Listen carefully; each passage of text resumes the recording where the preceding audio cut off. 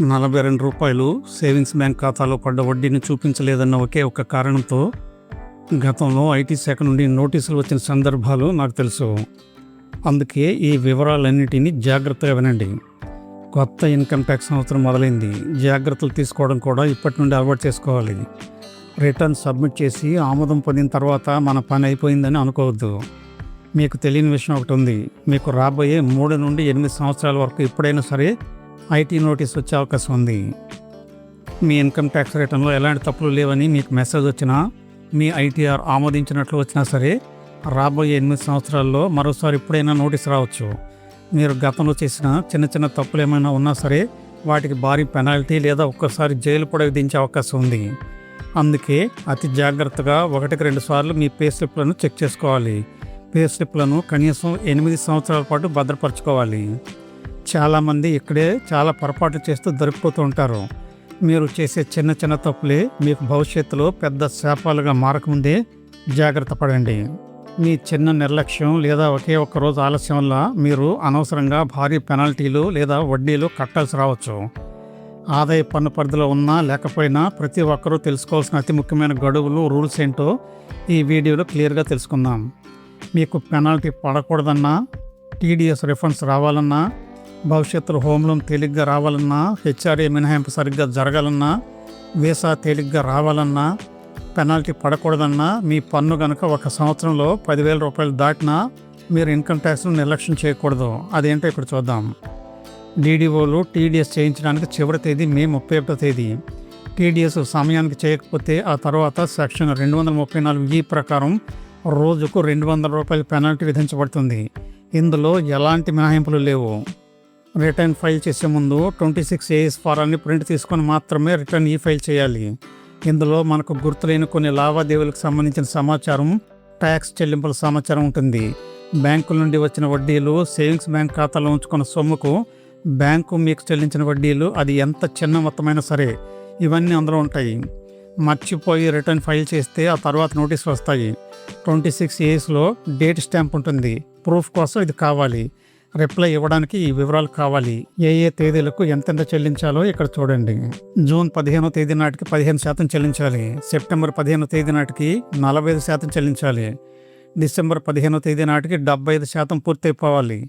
మార్చి 15వ తేదీ నాటికి 100% ఆదాయ పన్ను చెల్లింపులు జరిగిపోవాలి. తేడాలుంటే income tax section 234B, 234C కింద వడ్డీతో పాటు పెనాల్టీ కూడా పడే అవకాశం ఉంది. 234C వ్యక్తిగత ముందస్తు పన్ను వాయిదాల చెల్లింపులు విధించబడిన పెనాల్టీ తాలూకా ప్రతి వాయిదాపై నెలకు 1% వడ్డీ విధిస్తారు. ఏప్రిల్ 1, 2026 నుండి నిబంధనలు కఠినతరమయ్యాయి. ఇంటి అద్దె వచ్చి మినహాయింపు పొందుతున్న ఉద్యోగులు ఇక నుండి కఠినమైన నిబంధనలను ఎదుర్కోవాల్సి వస్తుంది. హెచ్ఆర్ఏ మినహాయింపు దుర్వినియోగాన్ని అరికట్టే లక్ష్యంతో కేంద్ర ప్రభుత్వం కీలక మార్పులు చేసింది. ఫారం 12BB స్థానంలో అదనపు వివరాలతో కూడిన కొత్త డిక్లరేషన్ ఫారాన్ని తీసుకొచ్చింది. అదే ఫారం 124. పన్ను మినహాయింపు ప్రయోజనాల కోసం ఉద్యోగులు ఈ ఫారాన్ని తమ కంపెనీ హెచ్ఆర్కి సమర్పించాల్సి ఉంటుంది. ఒకవేళ ఉద్యోగి తన బంధువుల ఇంట్లో అద్దెకుంటూ హెచ్ఆర్ఏ క్లెయిమ్ చేస్తున్నట్లయితే ఇక నుండి ఆ ఇంటి యజమానితో తనకున్న సంబంధాన్ని స్పష్టంగా వెల్లడించాల్సి ఉంటుంది. గతంలో అద్దె వివరాలు ఏడాదికి 1 లక్ష కంటే ఎక్కువ ఉంటే యజమాని పాన్ నెంబర్ ఇస్తే సరిపోయేది. కానీ ఇప్పుడు అదనపు వివరాలు సమర్పించాల్సి ఉంటుంది. ఇంటి యజమాని మీకు బంధువా కాదా అనే విషయాన్ని తెలియచేయాలి. అలాగే ఒకవేళ బంధువు అయితే తల్లిదండ్రులు, జీవిత భాగస్వామి లేదా తోబుట్టు వంటి సంబంధం ఏంటో స్పష్టంగా పేర్కొనాలి. కుటుంబ సభ్యుల మధ్య ఎలాంటి వాస్తవాద్య ట్రాన్సాక్షన్లు జరగకపోయినా కేవలం పన్ను మినహాయింపుల కోసం చూపే బోగస్ హెచ్ఆర్ఏ క్లెయిమ్ల సమస్యను పరిష్కరించేందుకే ఈ కొత్త రూల్ తీసుకొచ్చారు. బంధుత్వ వివరాలను వెల్లడించడం ద్వారా ఐటీ శాఖ డాటాను క్రాస్ వెరిఫై చేసి అద్దె ఆదాయాన్ని సదరు బంధువులకి తమ ఐటీ రిటర్న్లో చూపించారో లేదో సులభంగా గుర్తించేందుకు వీలవుతుంది. బంధువులకు అద్దె కట్టిన హెచ్ఆర్ఏ మినహాయింపు వస్తుంది. అయితే అందుకు కొన్ని షరతులున్నాయి. అద్దెను తప్పనిసరిగా బ్యాంకింగ్ ఛానల్స్ ద్వారానే చెల్లించాలి.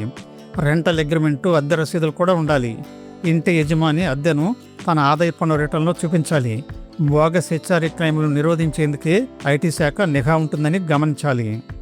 60 సంవత్సరాలు దాటిన పెన్షనర్లకు బిజినెస్ ఆదాయం లేకపోతే ఇన్కమ్ ట్యాక్స్ యాక్ట్ సెక్షన్ 207 ప్రకారం ఏప్రిల్ నుండి అడ్వాన్స్ ట్యాక్స్ మినహాయింపులు చేయనక్కర్లేదు. అయితే సెక్షన్ 208 ప్రకారం పన్ను మొత్తం 10,000 కంటే ఎక్కువైతే అడ్వాన్స్ ట్యాక్స్ తప్పక చెల్లించాలి.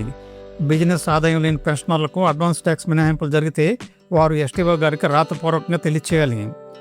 ఆదాయ పన్ను చెల్లించే ప్రతి ఒక్కరికి గడువులు చాలా కీలకం. ఎందుకంటే చిన్న నిర్లక్ష్యం కూడా తర్వాత పెద్ద సమస్యలకు దారితీసే అవకాశం ఉంటుంది. ముఖ్యంగా ఉద్యోగులు, పెన్షనర్లు, వ్యాపారులు, స్వయం ఉపాధి పొందేవారు ఎవరైనా సరే ఆదాయ పన్ను నిబంధనలపై కనీస అవగాహన కలిగి ఉండాలి. ప్రతి సంవత్సరం ఆదాయ పన్ను రిటర్న్లు దాఖలు చేయడం కేవలం ఒక ఫార్మాలిటీ మాత్రమే కాదు, అది ఒక చట్టబద్ధమైన బాధ్యత కూడా. పన్ను వర్తించే ఆదాయం అన్నవారు తప్పనిసరిగా రిటర్న్లు దాఖలు చేయాలి. అయితే ఆదాయం పన్ను పరిధిలో లేకపోయినా, బ్యాంకు వడ్డీలపై టీడీఎస్ కోతలు పడినా, అధిక విలువ కలిగిన లావాదేవీలు జరిగిన కొన్ని సందర్భాల్లో రిటర్న్ ఫైల్ చేయాల్సి ఉంటుంది. రిటర్న్లు గడువులోగా దాఖలు చేస్తే రిఫండ్లు త్వరగా రావడంతో పాటు భవిష్యత్తులో లోన్లు, వీసాలు, ఆర్థిక లావాదేవీల్లో ఉపయోగపడతాయి. ఒక ఆర్థిక సంవత్సరంలో చెల్లించాల్సిన మొత్తం 10,000 రూపాయలు పెంచితే అడ్వాన్స్ ట్యాక్స్ చెల్లించడం కూడా తప్పనిసరి.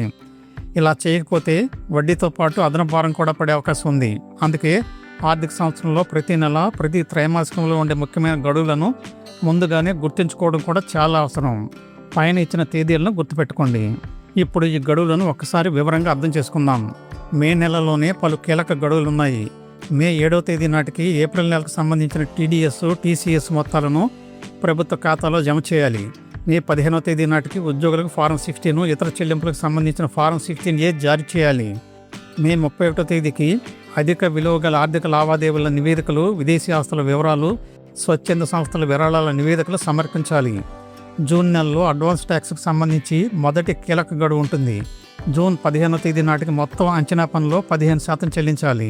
జూన్ 30వ తేదీ నాటికి టీడీఎస్ చలాను, స్టేట్మెంట్ దాఖలు చేయాల్సి ఉంటుంది. జూలై నెల ఆదాయ పన్ను చెల్లింపుదారులకు అతి ముఖ్యమైన తేదీ. జూలై 31వ తేదీ ఆడిట్ అవసరం లేని ఉద్యోగులు, పెన్షనర్లు, వ్యక్తిగత పన్ను చెల్లింపుదారులు తమ ఆదాయ పన్ను రిటర్న్లు దాఖలు చేయడానికి చివరి తేదీగా ఉంటుంది. ఈ గడువు తేదీ దాటితే ఆలస్య రుసుము చెల్లించాల్సి రావచ్చు. ఆగస్టు నెలలో త్రైమాసిక టీడీఎస్ రిటర్న్లు దాఖలు చేయాలి. అలాగే చిన్న వ్యాపారులు, స్వయం ఉపాధి పొందే నిపుణులకు ITR 3, ITR 4 దాఖలకు పొడిగించిన గడువు కూడా ఇదే నెలలో ఉంటుంది. సెప్టెంబర్ 15వ తేదీకి 2వ విడత అడ్వాన్స్ ట్యాక్స్ చెల్లించాలి. ఇప్పటికి మొత్తం పన్నులు 45% వరకు చెల్లించడం తప్పనిసరి. సెప్టెంబర్ 30వ తేదీకి 2వ త్రైమాసిక టీడీఎస్ రిటర్న్ దాఖలు చేయాలి. అక్టోబర్ నెలలో ఆడిట్ అవసరమయ్యే వ్యాపారులు, నిపుణులు తమ ఆదాయ పన్ను రిటర్న్లు సమర్పించాలి. నవంబర్లో అంతర్జాతీయ లావాదేవీలు నిర్వహించిన వారు ట్రాన్స్ఫర్ ఫైలింగ్ రిపోర్టులు సమర్పించాల్సి ఉంటుంది. డిసెంబర్ 15వ తేదీకి 3వ విడత అడ్వాన్స్ ట్యాక్స్ చెల్లించాలి. మొత్తం పన్నులో 75% వరకు అప్పటికే చెల్లించి ఉండాలి. ఇక డిసెంబర్ 31వ తేదీ ఆలస్యంగా రిటర్న్లు దాఖలు చేయడానికి చివరి అవకాశం. ఈ గడువు దాటితే పెనాల్టీలు, ఇతర సమస్యలు ఎదురయ్యే అవకాశం ఉంటుంది. జనవరి నెలలో ఉద్యోగులు తమ పన్ను, ఆదా పెట్టుబడుల వివరాలు కార్యాలయానికి సమర్పించాలి. ఫిబ్రవరిలో PF, ESI చెల్లింపులకు గడువు ఉంటుంది. ఇక మార్చి 15వ తేదీ నాటికి చివరి విడత అడ్వాన్స్ ట్యాక్స్ పూర్తిగా చెల్లించాలి. మార్చి 31వ తేదీ పన్ను, ఆదా పెట్టుబడులకు, సవరణ రిటర్న్లకు, ఆలస్యపు రిటర్న్లకు చివరి తేదీగా ఉంటుంది. ఇక మరో ముఖ్యమైన విషయం, ప్రస్తుతం ఆదాయ పన్ను శాఖ డిజిటల్ వ్యవస్థను మరింత కట్టుదిట్టం చేసింది. ఫారం 26AS, AIS, బ్యాంకు లావాదేవీలు, మ్యూచువల్ ఫండ్లు, స్టాక్ మార్కెట్ పెట్టుబడులు అన్నీ ఆదాయ పన్ను శాఖ పరిశీలనలో ఉంటున్నాయి. అందువల్ల సరైన సమాచారం ఇవ్వకుండా రిటర్న్ దాఖలు చేస్తే తరువాత నోటీసులు వచ్చే అవకాశం ఉంటుంది. అలాగే పాన్, ఆధార్ లింక్ లేకపోవడం, ఫారం 26ASలో ఉన్న వివరాలు సరిపోయిన సమాచారం ఇవ్వడం, ఆదాయం దాచిపెట్టడం వంటి అంశాలు కూడా సమస్యలకు దారితీసే అవకాశం ఉంటుంది. కాబట్టి రిటర్న్ దాఖలు చేసే ముందు AIS, TIS, ఫారం 26AS వంటి వివరాలను ఒకసారి పరిశీలించడం మంచిది. కాబట్టి ప్రతి పన్ను చెల్లింపుదారుడు ముందుగానే పత్రాలు సిద్ధం చేసుకొని, గడువులు గుర్తించుకొని, చివరి నిమిషం వరకు వేచి చూడకుండా రిటర్న్లు దాఖలు చేయడం ఉత్తమం. అలా చేస్తే పెనాల్టీలు తప్పడమే కాకుండా ఆర్థిక వ్యవహారాలు కూడా సజావుగా సాగుతాయి. వీడియో నచ్చితే తప్పకుండా సబ్స్క్రైబ్ చేసుకోండి. 10 మందికి షేర్ చేయండి. తప్పనిసరిగా లైక్ చేయండి. ధన్యవాదాలు.